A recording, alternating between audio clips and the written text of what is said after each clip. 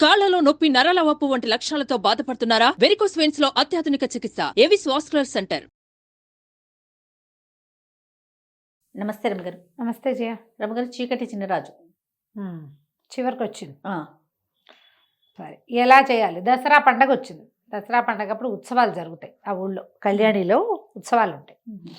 ఆ, ఊరంతా ఉత్సవ సంరంభంలో ఉంది. ఈ లోపల నుంచి దారులు తెలిసిన కులశేఖరుడు, అతనితో పాటు వీరసేనుడు, తర్వాత ప్రచండు, యువరాజైన వినయపాలుడు. యువరాజు అని రాజుగారికి తెలియదు, కానీ వీళ్ళు ఏం చేశారంటే రహస్య ద్వారాల గుండా కోటలోకి ప్రవేశించారు. ఓకే. ఈ దీంట్లో ఏంటంటే ఆ రోజున చిన్న చిన్నవి ముఖాలకి చిన్న కవర్లు వేసుకునేది, ఒక రకమైన ఏమంటారు, మన ముఖ కవచాలు వేసుకునే పద్ధతి ఉంది. అందరూ కూడా రకరకాల రాక్షసుల ముఖాలు అట్లా వేసుకుని తిరుగుతున్నారు. ఆ వేషాల్లో వీళ్ళు వచ్చేసారు. అక్కడి నుంచి వీళ్ళకి ఎవరెవరు రాజుగారికి అనుకూలంగా ఉన్నారని అనిపించిందో వాళ్ళందరినీ మీరు ఊరేగింపులో మొదటి లైన్లో ఉండండి. ఓకే. ముందు సైనికులు ఉంటారు ఒక లైను, వాళ్ళ తర్వాత వరుసగా బార్లుగా ఉంటారుగా. ఫస్ట్ లైను ఆయుధదారులు ఎవరున్నారో వాళ్ళ వెనకాల ఉండాలి. సపోర్టర్స్ వెనకాల ఉంటారు. కారము, మందులు, రంగులు అందించే వాళ్ళు వెనకాల ఉంటారు. వరుసగా ఏమి లేరు వాళ్ళు. అంతమందిని వీళ్ళు గ్యాదర్ చేయలేరు, కొంతమందినే చేయగలిగారు. ఆ ఎవడు ఆయుధాన్ని ప్రయోగించగలను అని నమ్ముతాడో వాడు ఏం చేయాలి, సైనికులు వెనకే ఉండాలి. అనగానే సైనికుడిని పడగొట్టేసేట. సైనికులు కూడా ఎవరో కాదు, వాడు ఏమైనా గొడవ చేస్తే కొట్టడానికి. ఓకే. వీళ్ళ వాళ్లే కదా వాళ్ళు కూడా. సుమరేఖ తాలూకు పుట్టింటి నుంచి వచ్చిన రాజవర్మ పాత సైనికులు కొద్దిమందే. మిగిలిన వాళ్ళంతా పెద్ద పెద్ద జీతాలతో ఇక్కడ లొంగదీసి ఉంచుకున్న వాళ్ళు, భయపెట్టి ఉంచుకున్న వాళ్ళు, రాజదండనకి భయపడిన వాళ్ళు, ఏదో ఉద్యోగం చేసిన చేయాల్సిందేనని భావించేవాళ్ళు. ఈ గుంపు జనాభా చాలామంది ఉన్నారు. ఎప్పుడైతే సరే వీళ్ళేమో కోట లోపలికి ప్రవేశించారు. వీళ్ళ దగ్గర ఏం చేశారు, వీళ్ళు అడవిలోంచి ఒక ప్రత్యేకమైన చెట్టు ఆకుల్ని ఎండబెట్టి పొడి చేసి ఉంచుకున్నారు. దానికి ముఖానికి కవచం లేకపోతే తుమ్ములు దురదలు వస్తాయి. ఓహో. ఈ దసరా పండగ రోజున ఉత్సవం నాడు అపరాజితాదేవిని ఊరేగించి చెరువులో కలుపుతారు, నదిలో. ఆవిడ ఆ రోజున వసంతం చల్లుతారు, బుక్కాలు చల్లుతూ ఉంటారు. ఊరంతా రంగులమయంగా ఉంది, అంతా రంగులు చల్లుతున్నారు. వీళ్ళేం చేశారు, ఈ పైకి వచ్చిన వాళ్ళ నలుగురు చేతుల్లోనూ వసంతం ఉంది. ఈ వసంతంలో వీళ్ళు ఆకుపొడి కలిపేశారు. ఈ దగ్గరికి వస్తూనే ఇలా ఊదే సాధనాలతోటి ఈ సుమరేఖ మీద, రాజవర్మ మీద ఆ రంగు చల్లేశారు. ఓకే. ఇక పెద్ద పెద్దగా తుమ్ములు సైనికుల మీద కూడా పడ్డాయి. ఇది చల్లిన నలుగురు మాత్రం ఒంటికి కవచాలు వేసుకున్నారు. వాళ్ళ ఒంటి మీద పడలా, వాళ్ళ ముక్కులోకి వెళ్ళలా. ఎవరో దూరంగా నిలబడి ఉన్న సైనికులకి వీళ్ళ మీద రంగులు చల్లకూడదు. రాజు రాణి మీద ఎవరు చల్లుతారు? అవును, రాణిగారు, ఆవిడ అన్నయ్య, రాజప్రతినిధి. కింద ఊరేగింపంతా ఊరంతా రంగులమయం, ఎవరి మొహం ఎవడికి ఏమీ కనిపించట్లా. ఈ చల్లబడిన రంగుల్లో సైనికులు కూడా తెలియలే. దగ్గరకు వచ్చిన వాళ్ళ మీద కూడా అది పడిపోయింది. ప్రతివాడు చేతులు కోకేసుకుంటున్నాడు, మొహాలు కోకేస్తున్నారు, పిచ్చి పిచ్చిగా తుమ్మేసుకుంటున్నారు. వీళ్ళ మీద ఎవరో రంగులు చల్లారని చుట్టుపక్కల దూరంగా ఉన్న సైనికులు పరిగెత్తుకొచ్చారు. పరిగెత్తుకొస్తే ఈ నలుగురు, ఇప్పుడు తుమ్మేవాడెవడో తుమ్మని వాడెవడో తెలియదు ఆ గుంపులో, అంతే. వాళ్ళ మీద పడి చాలా మంది వీళ్ళని పట్టేశారు. వాళ్ళకి అంగరక్షకులుగా ఉన్న వాళ్ళందరినీ పడుకోబెట్టేశారు వీళ్ళు.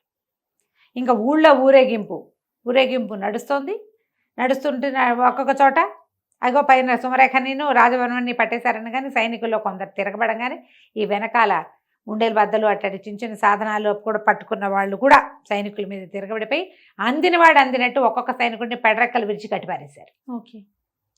ఒక్కడు వదలంటా నేను మీ వాడినే అన్నవాడిని వదిలేశారు, గింజుకున్న వాడిని కట్టేశారు. ఊరేగింపు ఆగి అమ్మవారిని చెరువు దగ్గరికి పెట్టేశారు కల్లా 70% సైనికులకి తాళ్లే ఉన్నాయి. జనాలే మోసపోతున్నారు ఊరేగింపుని.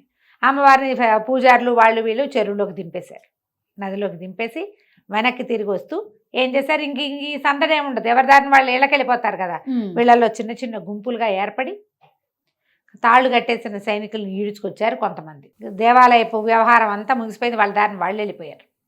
వీళ్ళందరినీ సభాభవనం దగ్గరికి, కోట దగ్గర గుమ్మం దగ్గరికి లాక్కొస్తే కొంతమంది ఒక్కొక్కడు వరే బుద్ధి గడ్డి తిన్నారా నాయన, ఎవరు దొరికారు, మనకి యువరాజు దొరికాడా, మహారాజు దొరికాడా, దేనివల్ల ఇదంతా చేస్తున్నారా, ఈ గలభా ఎందుకురా అంటే మహారాజే ఆయన తప్పించుకున్నాడు అనగానే కొంతమంది తాళ్ళోడిది వేసుకున్నారు స్వతంత్రంగా. ఓకే. ఇంతలో పెద్ద కొమ్ము బూర మోగింది, కోట వశమైపోయింది అని. రాజుగారు ప్రవేశించాడు. అన్ని సంవత్సరాల తర్వాత రాజు నా కోట మీద చూస్తుంటే సంతోషించారు. ఆయన గడ్డం మీసాన్ని నెరిసిపోయినాయి, తలకాయ ముగ్గుబుట్టు అయిపోయింది, ఉంగిపోయాడు మనిషి. మరి 20 సంవత్సరాలు అయిపోవాలా. పిల్లలు కూడా లేటుగా పుట్టాడు ఆ పిల్లాడు. ఈయన 50 దాటిపోయినాయి. ఓకే. అందరూ కేకలు పెట్టారు, సంతోషించారు. అక్కడి నుంచి అంతా సభాభవనం మొత్తం తెరిచేశారు, అన్ని గేట్లు లోపలికి ప్రవేశపెట్టారు. సుమరేఖను కూడా పట్టేశారు. ఆవిడ మొత్తం రాజుగారి పూర్వోత్తరపు నగలన్నీ వేసుకుని తయారైంది ఊరేగింపు చూడడానికి. నగలన్నీ ఒలిపించి తీసుకొచ్చేసారు. సుమరేఖని రాజవర్మని ఇద్దరిని పట్టుకొచ్చాక ఈవిడ్ని అడవిలో వదిలిపెట్టేయండి కట్టుబట్టలతోటి, రాజవర్మని వధించండి. ఇక వాళ్ళకేం ఆసరా లేదు. ఎవరెవరు సైన్యాన్ని తెచ్చుకున్నారో వాళ్ళందరినీ ఊచకోత కోసేశారు. అవతల నుంచి వచ్చారు కదా, వాళ్ళలో కొంతమందిని వదిలిపెట్టా, యువరాణితో యువరాణితో వెళ్ళిపోతారని వదిలిపెట్టా, వాళ్ళు మళ్ళీ తిరుగుబాటు చేయొచ్చు. వాళ్ళలో కొంతమంది తిరగబడ్డప్పుడే కొట్టేశారు. అంతేగా, పడుకున్న వాళ్ళు పడుకున్నారు, చచ్చిపోయిన వాళ్ళు చచ్చిపోయారు. అందరినీ పట్టేసుకున్నారు. అప్పుడు ఈ మొత్తం జనం అంతా చేరారు. ఆయన చెప్పాడు, నా పొరపాటు వల్ల, సౌందర్యం పట్ల వ్యామోహం వల్ల నేను సుమరేఖకి లొంగిపోయాను. ఆమె చెప్పిన మాట విన్నాను. అన్యాయంగా గర్భవతి అయిన మణిమాలాదేవిని పంపించేశాను. ఆమె జీవించిందో, ఎవరన్నా చిరంజీవి జన్మించాడో లేదో కూడా మనకు తెలియదు. అత్యంత విశ్వాసపాత్రుడైన సైన్యాధిపతినేమో ఉరిదించాము. ఆ తర్వాత ఇంకా నాకు కూడా జీవితేచ్చిపోయింది. ఒక అనాసక్తి మొదలయ్యాక వీళ్ళు నన్ను అందులో బంధించేశారు. రాజ్యంలో మా తాత ముత్తాతల నుంచి వస్తున్నటువంటి సిస్టమ్ని కూడా వీళ్ళు మార్చేశారు. వాళ్ళ ఊళ్ళలో ఏం చేస్తారో అదే చేశారు. ఇక ఈ పొరపాటు జరగదు.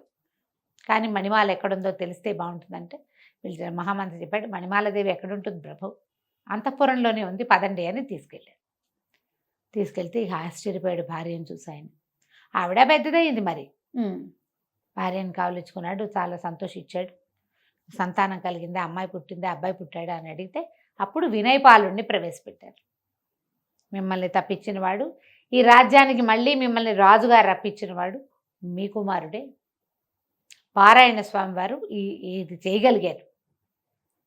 అడవిలో ఆ చివరున్న ఆయన దగ్గరికి అప్పుడు మొట్టమొదట సుమంత్రుడు ఈవిని తీసుకెళ్ళాడు కదా, అతను చెప్పాడు, నేనే పారాయణ స్వామి వారి ఆశ్రమంలో దింపాను.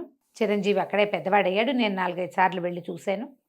ఆయనే అన్ని విద్యలు నేర్పించారు. ఆ సుమంత్రుడు కూడా వచ్చి కొన్ని విద్యలు, రాజుగారు అంగరక్షకుడు కదా అతను, ఆ రథం తోలే అతను కూడా కొన్ని విద్యలు నేర్పించాడు అని చెప్పారు. చెప్పాక ఇంకేముంది, ఇక వెంటనే ఈయన తనని మళ్ళీ రాజుని చేసినందుకు పెద్ద ఉత్సవం చేసి కొడుకుని యువరాజుని చేస్తూ చుట్టుపక్కల రాజ్యాల వాళ్ళందరినీ పిలిచాడు. పిలిచేసరికల్లా వాళ్ళలో బోళ్ళంతమంది, మా అమ్మాయిని ఇస్తాం, మీ అబ్బాయి 20 ఏళ్ల వాడు, వివాహయోగ్యమైన వయసే కదా, యువరాజు అయ్యాడు, రేపెప్పుడో మహారాజు అవుతాడు. పైగా ఇంత ప్రబంధాన్ని నడపగలిగిన వాడు రాజ్యాన్ని నడపలేడు. మా పిల్లని ఇస్తామని కోట్లు కట్నం ఇస్తామని, అర్ధరాజ్యం ఇస్తామన్న వాళ్ళు కొంతమంది, మొత్తం రాజ్యం ఇచ్చేస్తామన్న వాళ్ళు కొంతమంది. ఈ ఊళ్ళో కూడా కళ్యాణిలో కూడా బ్రహ్మాండమైన కోటీశ్వర్లు వాళ్ళు, పెద్ద పెద్ద ఆస్తులు ఉన్న వాళ్ళు కూడా మా పిల్లని కూడా చేసుకోండి అని వాళ్ళు కోటాను కానుకలు పెడతామని. ఈ మొత్తం వీళ్ళంతా ఇన్ని పెళ్లి సంబంధాలు 15-20 ఇచ్చేసరికల్లా రాజుగారు అన్నాడు, వీళ్ళలో ఒక అమ్మాయిని సెలెక్ట్ చేసుకోను, నీకు వీళ్ళతో వివాహం చేస్తాను అమ్మాయితో. అంటే ఇతను అన్నాడు, అట్లా కాదు, మామూలుగా వర పరీక్ష ఉంటుంది, నేను వధూ పరీక్ష చేస్తాను. పౌర్ణమి నాటికి రాజకుమార్తెలందరినీ, ఎవరెవరిని నా కోసం వివాహం కోసం మీరు అడుగుతున్నారో వాళ్ళందరినీ రాజభవనంలో ప్రవేశపెట్టండి, వాళ్ళల్లో ఒక అమ్మాయిని నేను సెలెక్ట్ చేసుకుంటాను అన్నాడు. ఆశ్చర్యపోయారు అందరూ. ఇప్పటిదాకా ఏమిటి మన వీళ్ళకి తెలిసింది, స్వయంవరం అంతే, రాజకుమార్తె వరించటం. ఎప్పుడు యువరాజులు వరిస్తామంటారు. యువరాజు వరించడం అంటే ఏ ఫోటోనో చూసి, ఎక్కడైనా రోడ్డు మీద చూసి వరించడాలే కానీ ఇట్లా 15 మందిలో నేను ఒకరిని సెలెక్ట్ చేసుకుంటాను అనేది ఆ రోజుల్లో లేదు సిస్టమ్. అవును.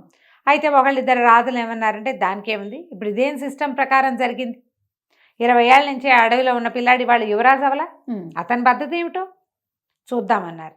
కొంతమంది సంపన్న గృహస్థులు కూడా దీనికి ఒప్పుకున్నారు. మొత్తం మీద ఒక 20 మంది అమ్మాయిల్ని పంపించారు.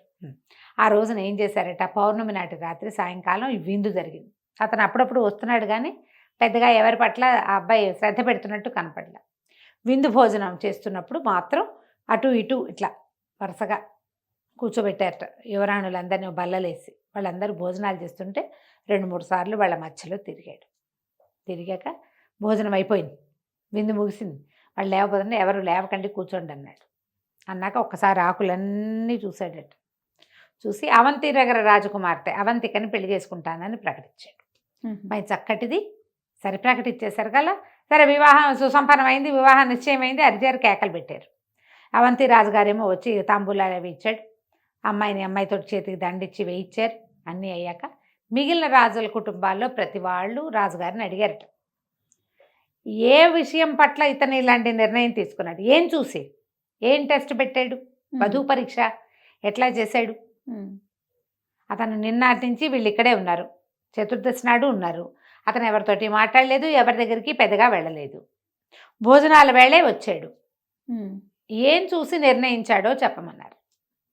చెప్పమంటే సరే అప్పుడు రాజుగారు అడిగారు, ఈయన ధర్మపాలుడు వినయపాలుడిని అడిగాడట, నువ్వు ఏ విషయం చూసి అంటే ఏ పాయింట్ని వల్ల ఈ అమ్మాయిని భార్యగా ఎన్నుకున్నావు అంటే అప్పుడు అతను చెప్పాడు. ఈ కథ కన్క్లూజన్ అనమాట. అతను అడవిలో పెరిగాడు. ఆహారం యొక్క విలువ చాలా బాగా తెలుసు. ఓకే. అడవిలో భోజనాలు చేసేవాళ్ళు మనకు వల్ల ఇంత వండుకుంటారా, కావాల్సింది వండుకుంటారు. చెట్లకు 100 కాయలు కొయ్యరు, ఒక కాయ కోసం తిని 2-3 కాయలు తిన్న కడుపు నిండాక ఇంకా కాయలు కొయ్యరు. అవునా? అవును. జాగ్రత్తగా ఉంటారు. అన్ని కోసుకొచ్చి ఫ్రిడ్జ్లో పడేసి ఆ పద్ధతి కాదు కదా అసలు. అయితే అతను ఏం చెప్పాడంటే ఈ మొత్తం వడ్డించిన ఆహారంలో బంగారు రేకులు వేసిన హల్వాలతో పాటు, గులాబీ రేకులతో చేసిన హల్వాలతో పాటు సామాన్యులు తినేటువంటి గంజి, సాధారణ అన్న పాయసం కూడా వడ్డించారు. చాలామంది ఏం చేస్తారంటే ఇష్టం ఉన్నా లేకపోయినా అన్నీ వడ్డించుకుంటారు, పారేస్తారు, ఎక్కువ వదిలిపెట్టేస్తారు, తోసేస్తారు. రుచి చూసి కాస్త ఇంతుంటే అంత బాగుండకపోయినా ఆ కాస్త తినేసేవాళ్ళు కొంతమంది అయితే అది తినరు, ముట్టుకోరు. అసలు ఇది నాకు ఇష్టం లేదని ఉంటే ఉంటుంది, ఆకులో తెచ్చారు కాబట్టి వడ్డిపిస్తారు కానీ తినరు. తర్వాత శుభ్రంగా తినరు. మొహానికి అంటించుకునే వాళ్ళు కొంతమంది తింటుంటే పెద్దవాళ్ళకి అంటుతుంటాయి. అక్కడి నుంచి చెయ్యంతా పూసుకుంటారు ఇంకొంతమంది, చుట్టూతా పోసుకుంటారు ఇంకొంతమంది. శుచి శుభ్రం లేదు, జాగ్రత్త లేదు, మర్యాద లేదు ఆహారం పట్ల. ఇలాంటి వాళ్ళని నేను చూడలేదు, నాకు నచ్చల. అవంతిక తనకు కావాల్సిందే వడ్డించుకుంది. బంగారు రేకులు పైన పరిచిన హల్వా పాయసం తిన్నట్టుగానే గంజిని కూడా రుచి చూసి తీసుకుంది. తన ఆకులో వడ్డించిన ఏ పదార్థమూ ఆమె పారేయలేదు. ఆమె అరిచేతికి అన్నం అంట్ల. అందుకని లేవద్దు అని అన్ని ఆకులు చూశాడు కదా, ఏ పదార్థమూ పారేయలేదు, చుట్టూతా పోసుకోలేదు, ఒంటి మీద పడలేదు. అంటే ఈమెకి జాగ్రత్త, శుచి, శుభ్రత ఉన్నాయి. వడ్డించిన ఆహారం పట్ల భగవంతుడు ఇచ్చిందని ఇది ఉంది, మర్యాద ఉంది, గౌరవం ఉంది. నాకు అది కావాలి. నేను అడవిలో పెరిగాను, ఆహారాన్ని వృధా చేసేవాళ్ళు నాకు నచ్చరు. దొరికింది కదా అని వేసుకోవటం, అక్కర్లేదు కదా అని పారేయటం, ఈ 2 విధానాలు సరైనవి కాదు. ఒక రాణికి ఉండవలసిన లక్షణం అది కాదు. దొరికినవన్నీ తీసుకోకూడదు, అవసరం లేదని విసిరేయకూడదు. అందుకని నేను అది లేకుండా కావాలనుకున్నాను, అట్లా సెలెక్ట్ చేసుకున్నానని చెప్పాడు. అందరూ ఆశ్చర్యపోయారు రాజులు.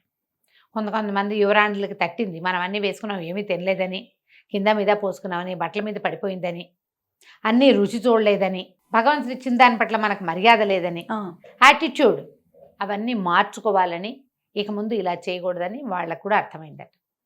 ఇంత ప్రత్యేకమైన మనస్తత్వము, పద్ధతి ఏర్పడడానికి ఈ దారి వేసినటువంటి ఆయన గురుగారు అందరూ చాలా మెచ్చుకున్నారు. మీ వల్లే ఈ ఇతను యువరాజు ఇంత చక్కటివాడిగా తయారయ్యాడని. తర్వాత వివాహంతో పాటు అబ్బాయిని వినయపాలుణ్ణి రాజును కూడా చేసేసారు. రాజుగారి భార్యతోటి నేను వానప్రస్థం తీసుకుంటా, కానీ నేను అడవిలోకి వెళ్ళను, నా భార్యతో హాయిగా అంతఃపురంలో నేను కాలక్షేపం చేస్తా, రాజ్యం బాధ్యత మీది అని కులశేఖరుణ్ణి మంత్రిగా, వీరసేనుణ్ణి సైన్యాధ్యక్షుడిగా చేసి రాజ్యాన్ని, కళ్యాణి రాజ్యాన్ని వినయపాలుడికి అప్పచెప్పాడు. చీకట్లో చిన్నరాజు సమాప్తం. చాలా బాగుంది రమ్మగారు. నమస్తే. నమస్తే. సుమన్ టీవీలో మీ పర్సనల్ అండ్ బిజినెస్ ప్రమోషన్స్ కోసం కింది నెంబర్కి కాంటాక్ట్ చేయండి.